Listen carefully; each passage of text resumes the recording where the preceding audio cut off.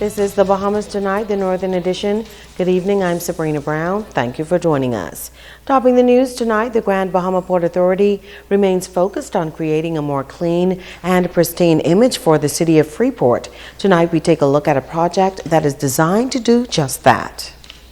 It created somewhat of an island home with the beautiful flowers in the flower bed and the nice, beautiful colors that you see on the building. Local artist Sheldon Saint was selected by the Grand Bahama Port Authority to transform several dilapidated buildings in the Freeport area that are still structurally sound. Saint recently completed the first building on Queens Highway.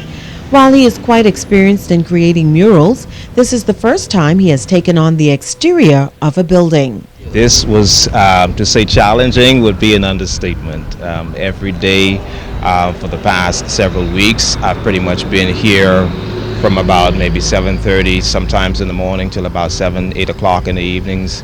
I'm working on it continuously just to try and get this project here completed today. President of the Grand Bahama Port Authority, Ian Roll, says he expects this initiative to have a positive impact on the local economy. When investors drive around the town and see derelict structures, empty structures, it's not a good thing. So by doing something like this, it would not only give the investors hope, but also the community hope that, hey, there's something's going on as well.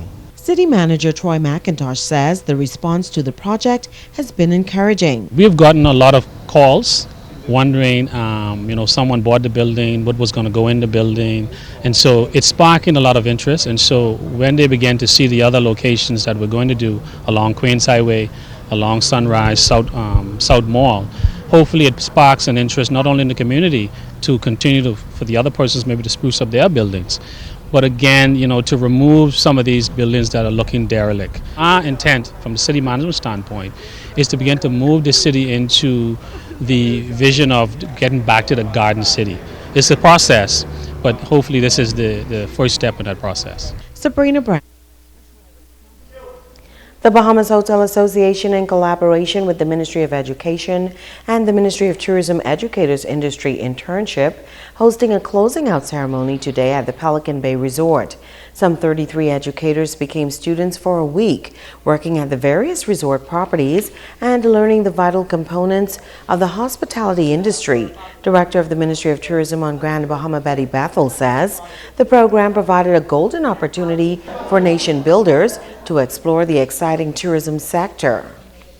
The whole purpose of this workshop is to immerse educators into the tourism sector so that they can then go into their classrooms come September and influence those youngsters who have the tendency toward the tourism industry. They'll then be equipped to guide these youngsters in the various aspects of our tourism product.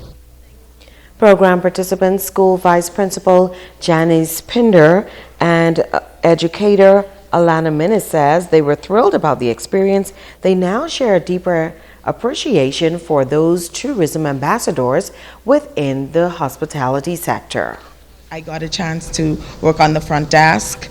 I went in the restaurant, very upbeat, interacting with the guests. It was lovely. It's like being on a vacation, but you're working too. I was at Memories for 2 days, and I was placed in 4 different areas at Memories: engineering, front desk, the restaurant, and also the housekeeping department.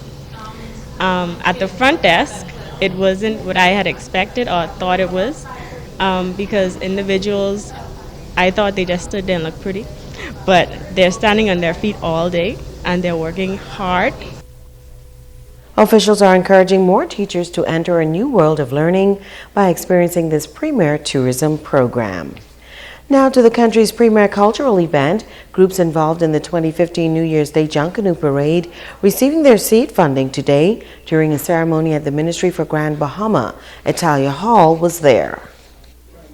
The Ministry of Youth, Sports and Culture hosting its distribution of seed money for the 2015 New Year's Day Junkanoo Parade winners at the Ministry of Grand Bahama. The Swingers Junkanoo Group, the New Life Classic Dancers, Platinum Knights, Kingdom Culture, Superstar Rockers, the Bushwhacker, and the Sting Junkanoo Group were all represented. Minister for Grand Bahama Dr. Michael Darville commended the groups for the tremendous work they put into the parade. We were very pleased with the celebration that took place last year, and we are quite happy that going forward, we understand that the celebration will be bigger and better. I want to commend all of the leaders of the groups for your consistent participation to ensure that Junkanoo is alive and well on the island of Grand Bahama, and I want to encourage you that whatever differences that may have happened in the past, we're asking everyone to come together as a unified force as we move into the 2016 parade. Director of Culture Dr. Linda Moxie Brown also on hand. She says it's always a privilege to be a part of the Junkanoo festivities. I want you to know that what is done here in Grand Bahama is not done throughout the Bahamas. Every family island have their own little swing on things, and it's special to that particular island. So Grand Bahama is special in your way, and so are the rest of the Bahamas.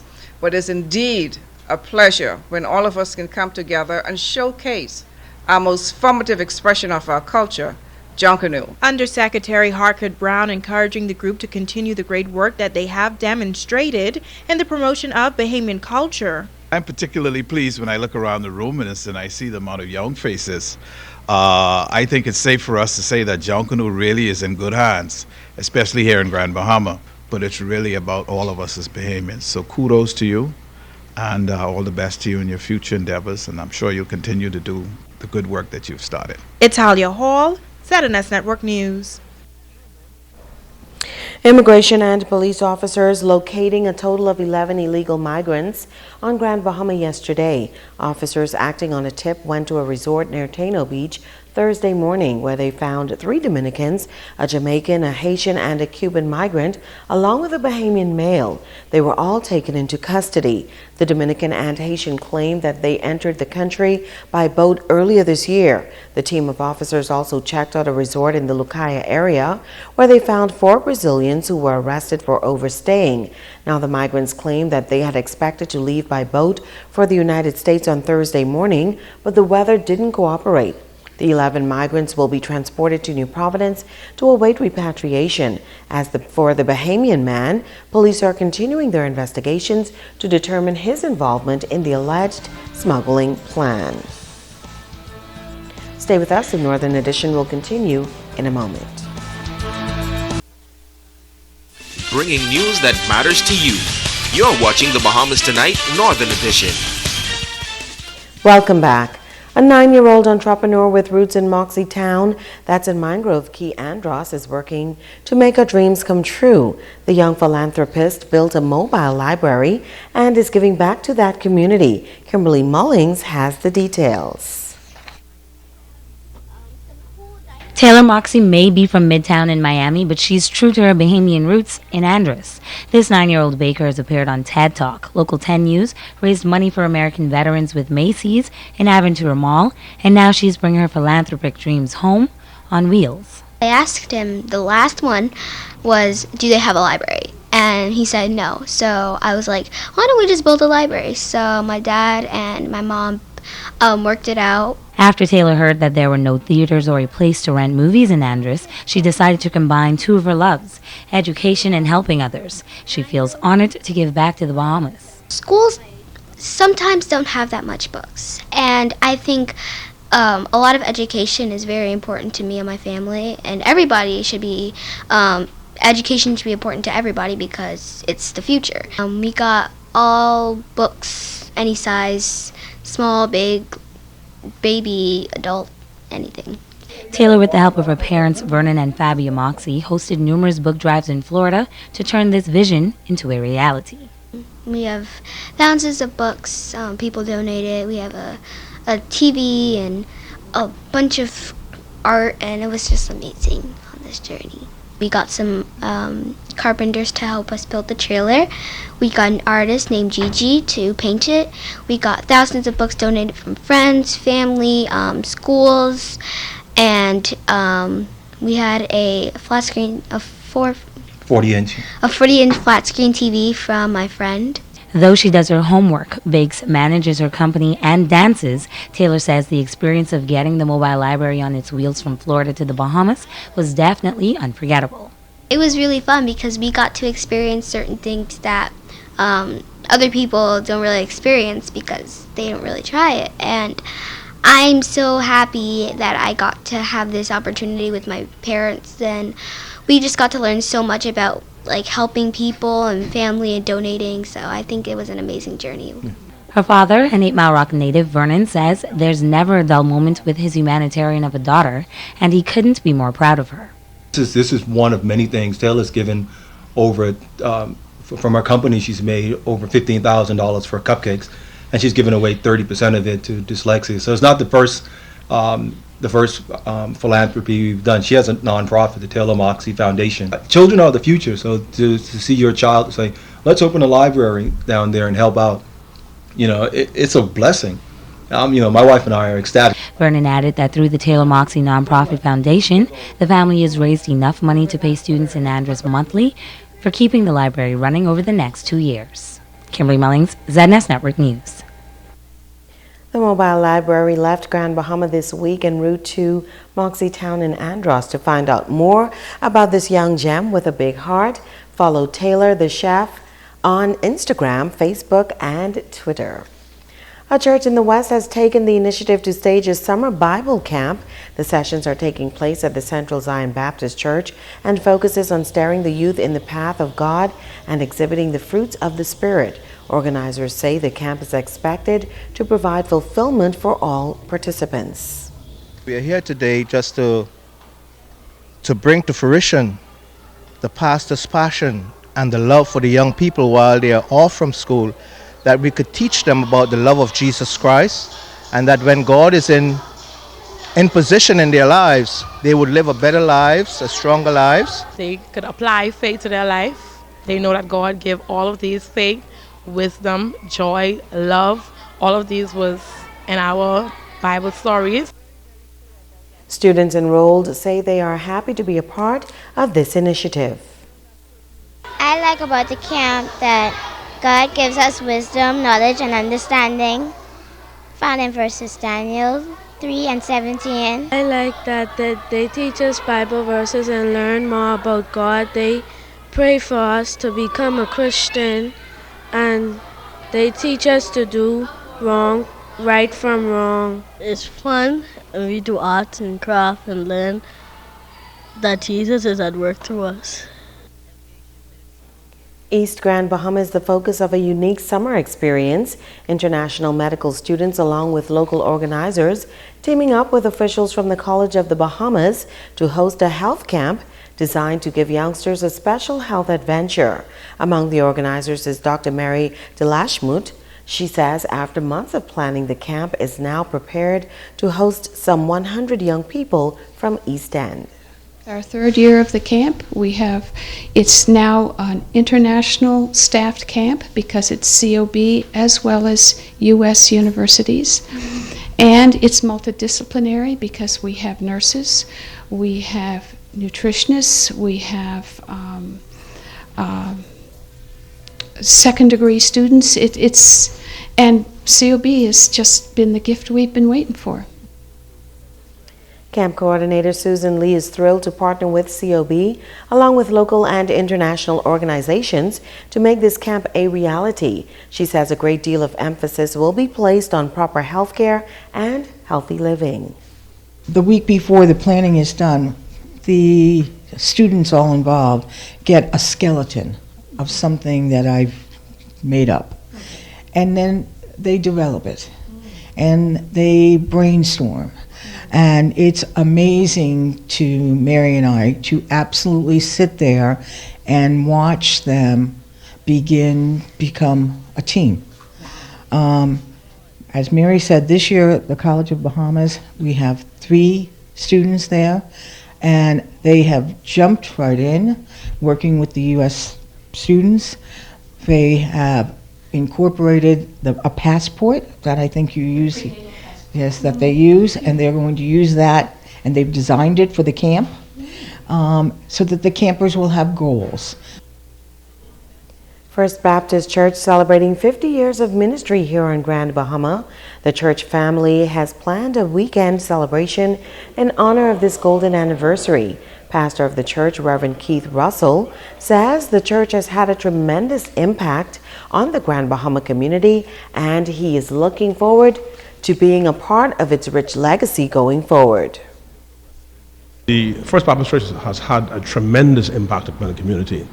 Beginning in 1965, you would find that most of the Baptist churches in Freeport, we were the first Baptist church. So most of the Baptist churches in Freeport are populated with members who started at First Baptist Church. And our tentacles go out far in the community. Several activities have already been held leading up to the 50th anniversary. Chairman of the Anniversary Committee, Deacon Derek King, and Chairperson of the Anniversary Banquet, Carmita Miller, say they are grateful for the continued support of the church family and the community at large. And grateful, and we thank God for his bountiful blessings during these past 50 years. This is going to be the event of all the events. We have planned a most exciting evening for the community, and we are inviting you, the members of our community, and the family of First Baptist, to join us on that evening at 7 p.m.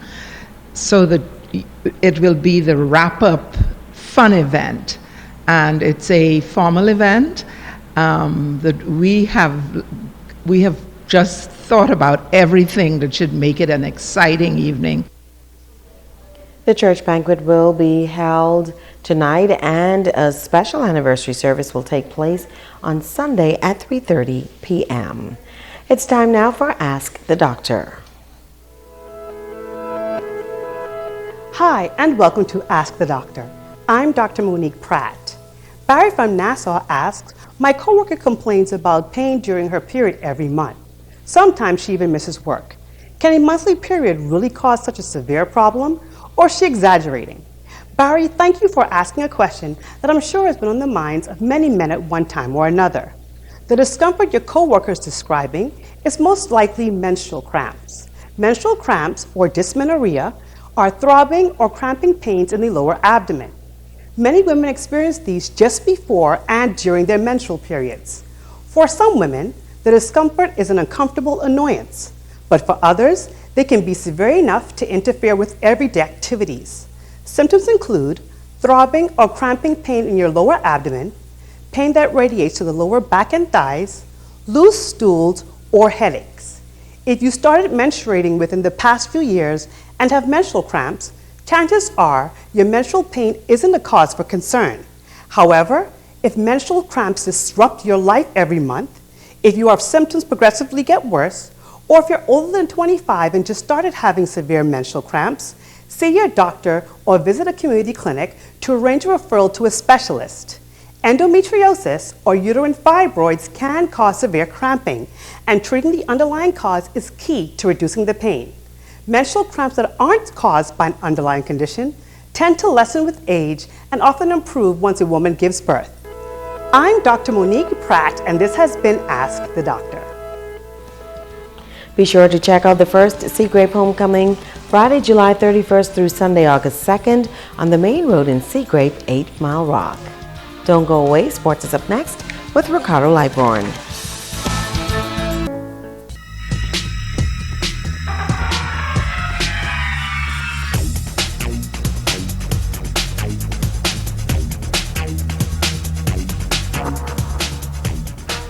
Everybody, welcome to Sports and Ricardo Lightborn. Tonight, this one goes out to Judith Sandra Dean Lightborn. Put with me for some 22 years, baby. Hey, 22 more to go. Here we go. The Grand Bahama Regatta is underway up there at Taino Beach, and the junior sailors of the Grand Bahama Sailing Club, they were in action earlier today. Exhibition sailing by the junior guys. Also, chairman of the Grand Bahama Regatta Committee, Shavita Campbell, says that this year's regatta is promising, folks, and one that is expected to be bigger and better than the rest.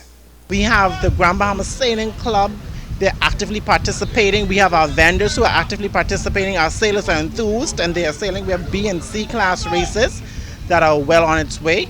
And so therefore we're getting ready for our activities on Saturday. And our activities, we have the beach volleyball. We'll be having some dominoes tournament. We'll also be having basketball tournament with the young. Well, race coordinator Derek Moxie says that the public can expect bigger and better things with the sailing since we got Class B and C boats all ready to go tomorrow. We have a whole lot of stall vendors out there selling all the native dishes. We have a lot of entertainment on the land, and on the water, of course, we have the B and C class race.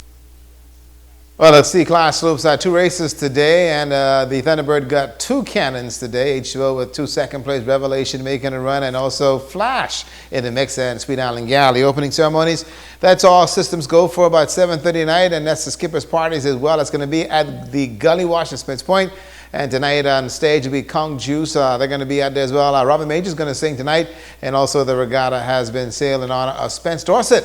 So go check it out with the floating dock tomorrow. Kimberly Mulling says she's going to be on the floating dock. How could she go on the dock and she can't swim?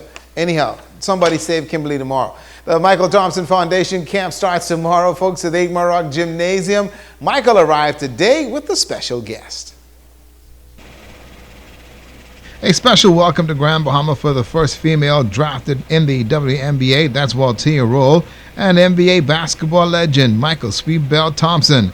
Both on the island for the Michael Thompson Foundation that's set for Saturday, and the camp at the Agmar Rock Gymnasium. It's a major project for Michael, and he's excited. Things are getting off the ground and headed in the right directions where we're going to give back to the kids and be able to give the kids a lot of focus on academics and sports. So I think the foundation is really beginning to take off. You've got the Port Authority sponsoring us. The Ministry of Tourism is also helping us to benefit from this. So we're getting a lot of support. You can't do this alone. The Bahamas government is behind us, and this is going to be a success. For Waltia, it's great to be on Grand Bahama, and she too is excited about the weekend. It is an honor to be here with Michael Thompson. I've heard so many great things about him. I'm excited to see what's ahead for us today and however long we're here. So I'm just excited. When you look at basketball where you are today, being a trendsetter and seeing him as a legend, what do you say to him, and what do you say to young people who are aspiring to get to where you are at this point in your basketball career? Stay focused. Don't let anything distract you or anybody distract you. Just keep your head focused on what it is you want to do. Okay, what are your immediate plans now? Right now I want to play overseas. I'm waiting to play overseas. I got a couple offers overseas, so I'm just waiting. It's an exciting time for the Thompson family, and Michael feels that others need to be recognized for their contribution they made to basketball in the Bahamas. I feel like I shouldn't be the only one getting all this recognition, because I wasn't the only Bahamian to accomplish what I accomplished. Yeah, I got onto the pros, but every time I do it, I feel like I'm representing the guys who came before me and the guys who were along with me, guys like Cecil Rose and Charles Thompson, Osborne Lockhart. So even though I get all the recognition, I feel like I have to share that with the guys who helped me get to where I am today. Here in Grand Bahama, you got Buddy Hield coming along now, and this is going to be a young man from Grand Bahama, from 8 Mile Rock, who's going to be in the NBA next year. He's that good, so that's another adopted son that we can embrace here and really get to come back home and do great things here to help pass on the message to the young. And a reception is being held tonight at the Grand Lucan Resort for both of them, and also tomorrow morning at the Agmar Rock Gym is the foundation camp set for 10 o'clock. That's a look at your sports on this Friday.